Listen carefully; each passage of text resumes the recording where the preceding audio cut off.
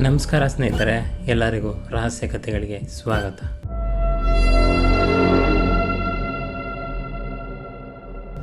ಆದರೆ ಈ ಬಸ್ ಹತ್ತಿದವರು ಮರಳಿ ಬಂದಿದ್ದಾರಾ ಅಥವಾ ಇಲ್ಲವಾ ಎಂದು ತಿಳಿಯೋಣ ಬನ್ನಿ. ಈ ಕತೆ ನಡೆದ ಸ್ಥಳ ಕೊಪ್ಪಳ ಜಿಲ್ಲೆ, ಒಂದು ಚಿಕ್ಕ ಹಳ್ಳಿಯಲ್ಲಿ 1973ರಲ್ಲಿ ನಡೆದ ಒಂದು ಕತೆ. ಕಥೆಯಲ್ಲಿ ಬರುವ ಪಾತ್ರಧಾರಿಗಳು ದೇವರಾಜು, ಮಂಜುನಾಥ್, ಶಶಿ, ಲೋಹಿತ್, ಪುನೀತ್ ಮತ್ತು ಅನಿಲ್. ಇವರು ಸ್ನೇಹಿತರು. ಕೊಪ್ಪಳ ಕಾಲೇಜಿನಲ್ಲಿ ಫೇರ್ವೆಲ್ ಸಂಭ್ರಮ ನಡೆಯುತ್ತಿರುತ್ತೆ. ಈ 6 ಜನ ಹುಡುಗರು ಪದವಿ ಮುಗಿಸಿರ್ತಾರೆ. ಪದವಿ ಮುಗಿಸಿದ ಖುಷಿಯಲ್ಲಿ ಎಲ್ಲಾದರೂ ಹೋಗಿ ಪಾರ್ಟಿ ಮಾಡಬೇಕು ಅಂತ ತುಂಬ ಕುತೂಹಲ ಇರುತ್ತೆ ಇವರಿಗೆ. ಬರ್ತಿರುವಾಗ ಶಶಿ ಅನ್ನೋನು ಏನು ಹೇಳ್ತಾನೆ ಅಂದರೆ, ಮಗ ನಾನು ಬರೋಕ್ಕಾಗಲ್ಲ, ನಮ್ಮ ಅಪ್ಪ ಮನೆಗೆ ಕರೆಕ್ಟ್ ಟೈಮ್ಗೆ ಹೋಗಲಿಲ್ಲ ಅಂದರೆ ನನ್ನ ಮನೆಗೆ ಸೇರಿಸಲ್ಲ, ನನಗೆ ತುಂಬ ಹೊಡಿತಾರೆ, ನಾನು ಬರೋಕ್ಕಾಗಲ್ಲ ಕಣ್ರೋ ಅಂತ ಹೇಳ್ತಾರೆ. ಶಶಿ ಹೇಳಿದ ಮೇಲೆ ಮಿಕ್ಕಿದ ಫ್ರೆಂಡ್ಸ್ ಏನು ಹೇಳ್ತಾರೆ ಅಂದರೆ, ಮಗ ಮತ್ತೆ ಈ ಟೀಮ್ ಸಿಗಲ್ಲ ಕಣೋ, ನಿನಗೆ ಈ ಥರ ಎಂಜಾಯ್ ಮಾಡೋದಕ್ಕೂ ನಾವು ಇರ್ತೀವೋ ಇರೋಲ್ಲೋ ಗೊತ್ತಿಲ್ಲ, ಬಾ ನಮ್ಮ ಜೊತೆ ಎಂಜಾಯ್ ಮಾಡು, ಕುಡಿಯೋದಕ್ಕೆ ಪ್ಲ್ಯಾನ್ ಮಾಡ್ತಾಯಿದ್ದೀವಿ ನೋಡು, ಬರಲೇಬೇಕು ನೀನು, ನಿಮ್ಮ ಅಪ್ಪಂಗೆ ಬೇಕಾದ್ರೆ ನೀನು ಏನು ಬೇಕಾದ್ರೂ ಸುಳ್ಳು ಹೇಳ್ಕೊಬೋದು, ಈ ಥರ ಮತ್ತೆ ಟೈಮ್ ಸಿಗಲ್ಲ ಅಂತೇಳಿ ಶಶಿಗೆ ಹೇಳ್ಕೊಡ್ತಾರೆ. ಶಶಿಗೆ ಹೇಳ್ಕೊಟ್ಟು ಅವನ ಜೊತೆಲಿ ಕರ್ಕೊಂಡು ಹೋಗ್ತಾರೆ. ಶಶಿ ಹೇಳ್ತಾನೆ, ಮಗ ಎಲ್ಲಿ ಪಾರ್ಟಿ ಮಾಡೋದು ಅಂತ ಜಾಗ ಎಲ್ಲೈತೆ ನಮ್ಮ ಹಳ್ಳಿ ಒಳಗೆ ಅಂತ ಶಶಿ ಹೇಳಿದ್ರೆ, ದೇವರಾಜ್ ಇದ್ದಾನೆ ಹೇಳ್ತಾನೆ, ಮಗ ನಾನು ಇಲ್ವೇನ್ರೋ ನಿಮಗೋಸ್ಕರ, ಬಂದ್ರೋ ಕರ್ಕೊಂಡೋಗ್ತೀನಿ, ಯಾವ ಜಾಗ ಬೇಕು ಅಂತ ಕರ್ಕೊಂಡೋಗಿ ತೋರಿಸ್ತೀನಿ, ಅಲ್ಲಿ ಯಾರೂ ಇರಲ್ಲ ಕಂಡ್ರೋ, ನಾವಷ್ಟೇ ಕುಡಿದು ಕುಪ್ಪಳಿಸಿ ಡ್ಯಾನ್ಸ್ ಮಾಡೋಣ ಬರ್ರಿ ಅಂತೇಳಿ ಕರ್ಕೊಂಡೋಗ್ತಾನೆ. ದೇವರಾಜು ಕರ್ಕೊಂಡೋಗುವ ಸ್ಥಳ ಯಾವುದೆಂದರೆ ಊರಿನಿಂದ ಸ್ವಲ್ಪ ದೂರದಲ್ಲಿರುತ್ತೆ. ಅಲ್ಲಿ ಯಾವುದೇ ಮನೆಗಳಿರೋದಿಲ್ಲ, ಅದು ತುಂಬ ಹಳೆಯದಾದ ಜಾಗ. ಅಲ್ಲಿಗೆ ಊರಿನ ಜನ ಹೋಗಲು ಹೆದರುತ್ತಾರೆ. ಚಿನ್ನದ ಮರದ ತೋಟ ಎಂಬುವ ಹಳೆಯ ಜಾಗಕ್ಕೆ ಈ ಎಲ್ಲ ಫ್ರೆಂಡ್ಸ್ಗಳು ಹೋಗ್ತಾರೆ. ಅದಕ್ಕೆ ಏನೇನು ಪಾರ್ಟಿಗೆ ಬೇಕಾಗಿರ್ಬೋದು ಪ್ರತಿಯೊಂದು ತಗೊಂಡು ಆ ಜಾಗಕ್ಕೆ ಹೋಗ್ತಾರೆ. ಅವರು ಹೋಗಿರುವಾಗ ಟೈಮ್ ಸರಿಸುಮಾರು 8 ಗಂಟೆ ಆಗಿರುತ್ತೆ. ತುಂಬ ಕತ್ತಲಾಗಿರುತ್ತೆ. ಶಶಿ ಹೇಳ್ತಾನೆ, ಮಗ ನನಗೆ ಭಯ ಆಗ್ತಿದೆ ಕಣ್ರೋ, ಈ ಟೈಮಲ್ಲಿ ಅಲ್ಲಿಗೆ ಹೋಗಿ ಕುಡಿಯೋದಂದರೆ ಹೆಂಗ್ರೋ ಅಂದರೆ ದೇವರಾಜ, ಮಗ ಹೆದರ್ಕೊಂಬೇಡ, ನಾವಿಲ್ವನೋ ನಿಮಗೋಸ್ಕರ, ಕರ್ಕೊಂಡು ಹೆಂಗೆ ಬಂದಿದ್ದೀವೋ ಹಂಗೆ ಕರ್ಕೊಂಡೋಗಿ ನಿಮ್ಮ ಮನೆಗೆ ಬಿಡ್ತೀವಿ, ಹೆದರ್ಕೊಂಬೇಡ, ಸುಮ್ಮನೆ ಜೊತೆ ಬಾ ಅಂತೇಳಿ ಶಶಿನ ಬಲವಂತವಾಗಿ ಕರೆದುಕೊಂಡು ಹೋಗ್ತಾರೆ. ಸರಿ ಹೋದ್ರು ಆಗ ಜಾಗಕ್ಕೆ, ಸರಿ ಕುಡಿಯಲು ಸ್ಟಾರ್ಟ್ ಮಾಡ್ತಾರೆ. ಕುಡಿತಾ ಇರ್ತಾರೆ, ಹಾಡ್ತಾ ಇರ್ತಾರೆ, ಕುಣಿತಾ ಇರ್ತಾರೆ. ಟೈಮ್ ಆಗೋದವ್ರಿಗೆ ಗೊತ್ತಾಗ್ತಿರಲ್ಲ, ಆ ಥರ ಮಜಾ ಮಾಡ್ತಾ ಇರ್ತಾರೆ. ಶಶಿ ಹೇಳ್ತಾನೆ, ಮಗ ಈ ದಿನ ಏನಿದೆ ನಮ್ಮ ಜೀವನದಲ್ಲೇ ಈ ದಿನ ಮರೆಯೋಕ್ಕಾಗಬಾರ್ದು ಕಣ್ರು, ಆ ಥರ ಇರಬೇಕು ಈ ದಿನ ಅಂತೇಳಿ ಹೇಳ್ತಾನೆ.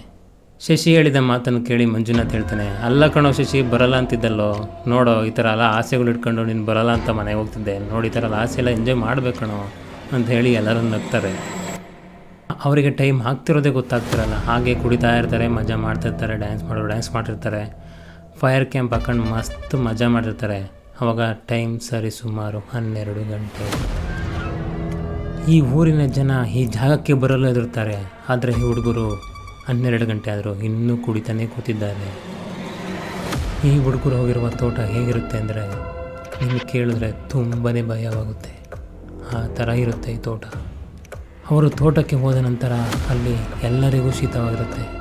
ಪಾಳು ಬಿದ್ದ ಬಾವಿ, ಕಂಚಿನ ಪೈಪ್ಗಳಲ್ಲಿ ಗಾಳಿಯ ಶಬ್ದ, ಮತ್ತು ಯಾರೋ ಬಾವಿಯಿಂದ ನೋಡುತ್ತಿರುವ ಭಾವನೆಗಳು. ಇವರು ಹೋಗಿರೋ ದಿನ ಬೇರೆ ಅಮಾವಾಸ್ಯೆ ಆಗಿರುತ್ತೆ. ನೋಡಿ, ಇವಾಗ ಶುರುವಾಗುತ್ತೆ ಈ ತೋಟದ ಭಯಾನಕ ಘಟನೆಗಳು. ಶಶಿ ಮತ್ತು ಪುನೀತ್, ಲೋಹಿತ್ ತಮಾಷೆ ಮಾಡುತ್ತಾ ಬಾವಿ ಒಳಗೆ ಒಂದು ದಪ್ಪವಾದ ಕಲ್ಲನ್ನು ಎಸೆತಾರೆ.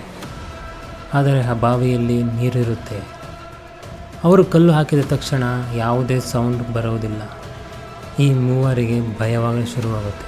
ಶಶಿ ಹೇಳ್ತಾನೆ, ಅಲ್ಲ ಮಗ, ನಾವು ಇಷ್ಟು ದಪ್ಪ ಕಲ್ಲು ಹಾಕಿದ್ರು ಬಾವಿಲಿ ನೀರಿದ್ರು ಸೌಂಡೇ ಬರುತ್ತಿಲ್ಲಲ್ಲೋ ಅಂತ ಹೇಳಿ ಮತ್ತೆ ಇನ್ನೊಂದು ಕಲ್ಲು ಹಾಕ್ತವೆ. ಆ ಕಲ್ಲು ಹಾಕಿದ ನಂತರವೂ ಸೌಂಡ್ ಬರೋಲ್ಲ. ಅವರಿಗೆ ಭಯವಾಗಲು ಶುರುವಾಗುತ್ತೆ. ನಾವು ಬಂದು ತೋಟದಲ್ಲಿ ಬಂದು ಸಿಗಾಕೊಂಡಿದ್ದೀವಿ, ಇಲ್ಲಿ ಏನೇನೋ ಆಗ್ತಿದೆ ನಮಗೆ ಗೊತ್ತಾಗ್ತಿಲ್ಲ, ನಾವು ಕುಡಿದ ಹಂಬಲಿನಲ್ಲಿ ಇಲ್ಲಿ ತುಂಬ ಚೇಂಜಸ್ ಆಗ್ತಿದೆ ಅಂತ ಭಯ ಪಡ್ತಾರೆ.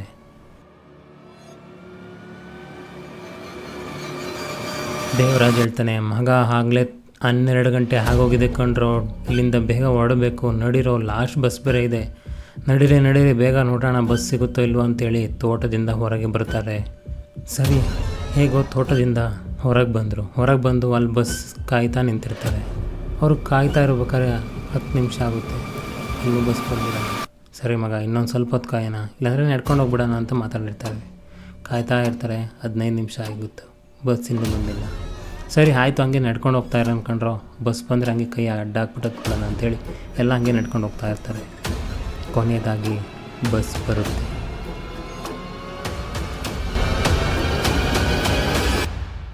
ಇವರೆಲ್ಲರಿಗೂ ಬಸ್ ನೋಡಿ ಖುಷಿ ಆಗುತ್ತೆ.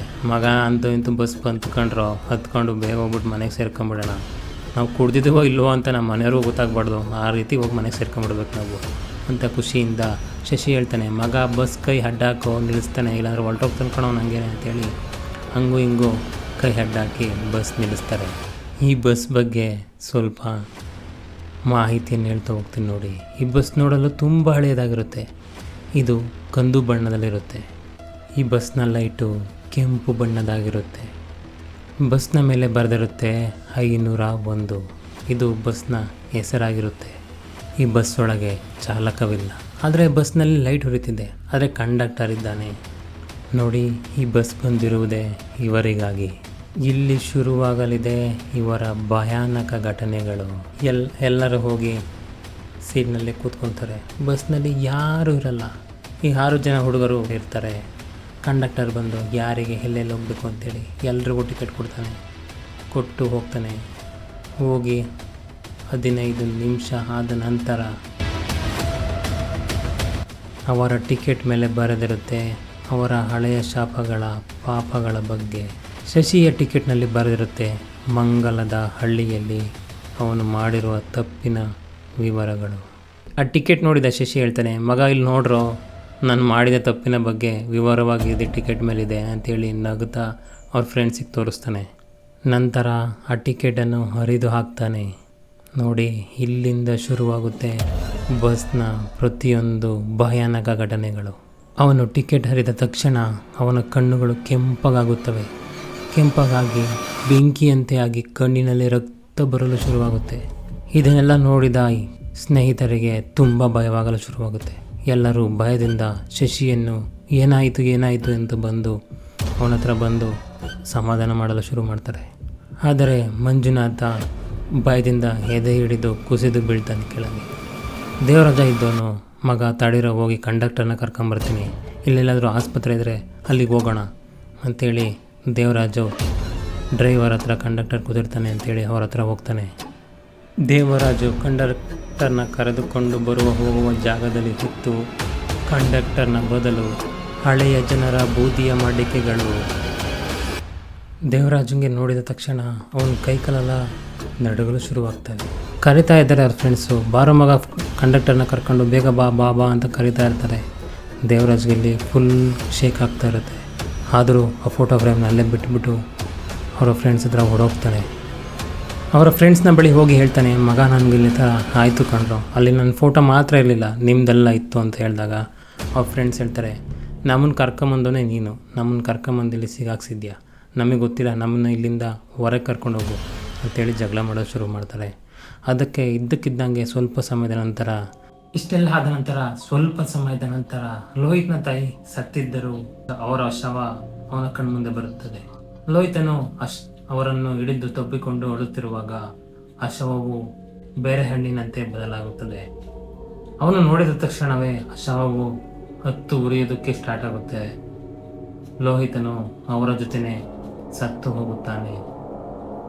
ಇದನ್ನೆಲ್ಲ ಆಗುತ್ತಿರುವುದನ್ನು ಕಂಡ ಅನಿಲ್ ತುಂಬ ಗಾಬರಿಯಾಗಿ, ನಾನು ಇಲ್ಲಿರೋದಕ್ಕಾಗಲ್ಲ, ನಾನು ಹೋಗ್ತೀನಿ ಅಂತೇಳಿ ಹೋಗ್ತಿರುವ ಬಸ್ಸಿನ ಕಿಟಕಿಯಿಂದ ಹಾರಲು ಪ್ರಯತ್ನಿಸುತ್ತಾನೆ.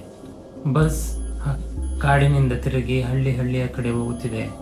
ಅನಿಲನು ಕಿಟಕಿಯಿಂದ ಹಾರುತ್ತಾನೆ. ಹಾರಿ ರಸ್ತೆ ಮೇಲೆ ಬಿದ್ದು ಅವನು ಸಾಯುತ್ತಾನೆ.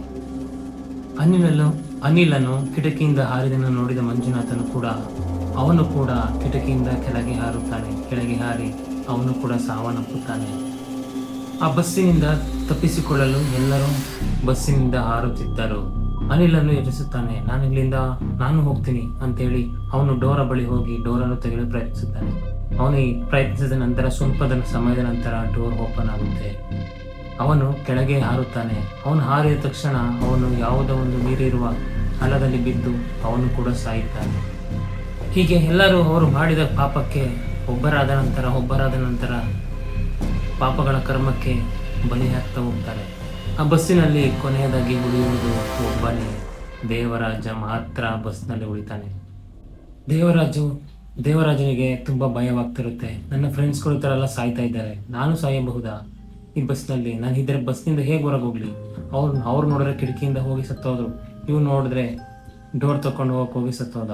ಇನ್ನೊಬ್ಬ ಅವರ ಅಮ್ಮನ ಜೊತೆ ಅವನು ಹುರಿದು ಹೋದ. ಇನ್ನೊಬ್ಬ ಕಣ್ಣಿನಲ್ಲಿ ರಕ್ತ ಬಂದು ಸತ್ತೋದ. ನಾನು ಹೇಗೆ ಸಾಯ್ತೇನೆ ಅಂದು ಅವನಿಗೆ ತುಂಬ ಭಯವಾಗ್ತಿರುತ್ತೆ. ಫುಲ್ ಕೈಕಾಲೆಲ್ಲ ನಡುಗ್ತಾ ಇರ್ತವೆ. ಸಡನ್ ಆಗಿ ಬಸ್ ಒಂದು ದಾರಿಯಲ್ಲಿ ನಿಂತು ಬಿಡುತ್ತೆ. ತಕ್ಷಣ ಬೆಳಕಾಗುತ್ತೆ.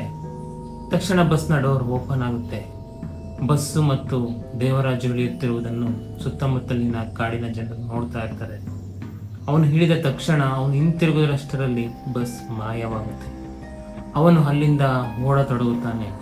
ದೇವರಾಜು ಅಲ್ಲಿಂದ ಹೋಗಿ ತಕ್ಷಣ ಪೊಲೀಸ್ ಸ್ಟೇಷನ್ಗೆ ಹೋಗಿ ಅಲ್ಲಿ ಅವನು ರಾತ್ರಿ ನಡೆದಿದ್ದು ಎಲ್ಲ ಪ್ರತಿಯೊಂದು ಡೀಟೇಲ್ ಆಗಿ ಪೊಲೀಸ್ ಹತ್ರ ಹೇಳ್ತಾನೆ. ಕೊನೆಗೆ ಸರ್, ನನ್ನ ಫ್ರೆಂಡ್ಸು ಇಲ್ಲ, ಕೊನೆಗೆ ಆ ಬಸ್ಸು ಇಲ್ಲ, ಕೊನೆಗೆ ನಾನು ಒಬ್ಬನೇ ಉಳಿದಿದ್ದು. ಸ್ವಲ್ಪ ನನಗೆ ಇದರ ಬಗ್ಗೆ ನ್ಯಾಯ ಕೊಡಿಸಿ. ಇದೆಲ್ಲ ಆಗಿದೆ, ನನ್ನ ಫ್ರೆಂಡ್ಸ್ ಕೂಡ ಸತ್ತೋಗಿದ್ದಾರೆ ಸರ್ ಅಂತೇಳಿ ಪೊಲೀಸ್ ಹತ್ರ ರಿಕ್ವೆಸ್ಟ್ ಮಾಡ್ತಾನೆ. ಪೊಲೀಸರು ದೇವರಾಜ್ ಹೇಳಿದ್ದನ್ನು ಪ್ರತಿಯೊಂದು ಕೇಳಿ ಆ ಬಸ್ನ ಬಗ್ಗೆ ತನಿಖೆ ಶುರು ಮಾಡ್ತಾರೆ. ಪೊಲೀಸರಿಗೆ ತನಿಖೆ ವೇಳೆಯಲ್ಲಿ ಆ ಬಸ್ನ ಬಗ್ಗೆ ಭಯಾನಕ ವಿಷಯಗಳು ತಿಳಿಯುತ್ತವೆ. ಅವನು ತಿಳಿದ ನಂತರ ಪೊಲೀಸರು ಕೂಡ ಭಯಪಡುತ್ತಾರೆ. ಈ ಬಸ್ ಬಂಗಾರಪೇಟೆಯಿಂದ ಹೊರಡಿ ಹೋಗುವಾಗ ಕಾಡಿನಲ್ಲಿ ಉರುಳಿ 22 ಜನ ಸಾವನ್ನಪ್ಪಿದರು. ಅಮಾವಾಸ್ಯೆ ದಿನವೇ ಆಗಿರುತ್ತದೆ. ಅದು ಇದೇ ಬಸ್ ಎಂದು ಅವರಿಗೆ ದಾಖಲೆಗಳು ಸಿಗುತ್ತವೆ. ಈ ಕಥೆಯು ಒಂದು ಕಹಿ ನೆನಪುಗಳಾಗಿಯೇ ಉಳಿಯಲಿ, ಏಕೆಂದರೆ ಯಾವಾಗಲೂ ನಾವು ನಂಬಿದಂತೆ ಪ್ರಪಂಚವಿರುವುದಿಲ್ಲ. ಸಪೋಸ್ ಯಾರಾದರೂ ನಿಮ್ಮಿಂದ ಸಹಾಯ ಕೇಳಿದರೆ ನೀವು 2 ಬಾರಿ ಯೋಚನೆ ಮಾಡಿ, ನಾನು ಸಹಾಯ ಮಾಡಲಾ ಬೇಡವಾ ಎಂದು 2 ಬಾರಿ ಯೋಚಿಸಿ. ಆತ್ಮಹತ್ಯೆ ಮಾಡಿಕೊಂಡವರು ಶಾಂತವಾಗಿದ್ದಾರೆ ಎಂದು ನಂಬಬೇಡಿ. ಕೆಲವೊಮ್ಮೆ ಆತ್ಮಗಳು ಕೂಡ ಬಸ್ ಹಿಡಿದು ಬರಬಹುದು, ನೆನಪಿರಲಿ.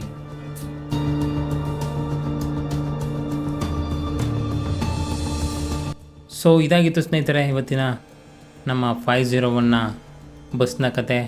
ಈ ವಿಡಿಯೋ ಏನಾದರೂ ಕೊನೆವರೆಗೂ ನೀವು ಸ್ಕಿಪ್ ಮಾಡಿದ್ರೆ ನೋಡಿರ್ತೀರ ಅಂದರೆ ನಿಮಗೆ ಥ್ರಿಲ್ ಫೀಲ್ ಕೊಟ್ಟಿರುತ್ತೆ. ಸೊ ನೀವೇನು ಮಾಡಬೇಕಂದ್ರೆ ಒಂದು ಸಬ್ಸ್ಕ್ರೈಬ್ ಮಾಡಿ ಹಾಗೂ ಒಂದು ಲೈಕ್ ಮಾಡಿ. ಈ ವಿಡಿಯೋವನ್ನು ನಿಮ್ಮ ಫ್ಯಾಮಿಲಿ ಫ್ರೆಂಡ್ಸ್ಗೆ ಶೇರ್ ಮಾಡಿ. ನೆಕ್ಸ್ಟ್ ವಿಡಿಯೋದಲ್ಲಿ ಸಿಗೋಣ. ನಾನು ನಿಮ್ಮ ಪ್ರೀತಿಯ ಚಂದನ್. ಅಲ್ಲಿವರೆಗೂ ಟಾಟಾ, ಬಾಯ್, ಟೇಕ್ ಕೇರ್.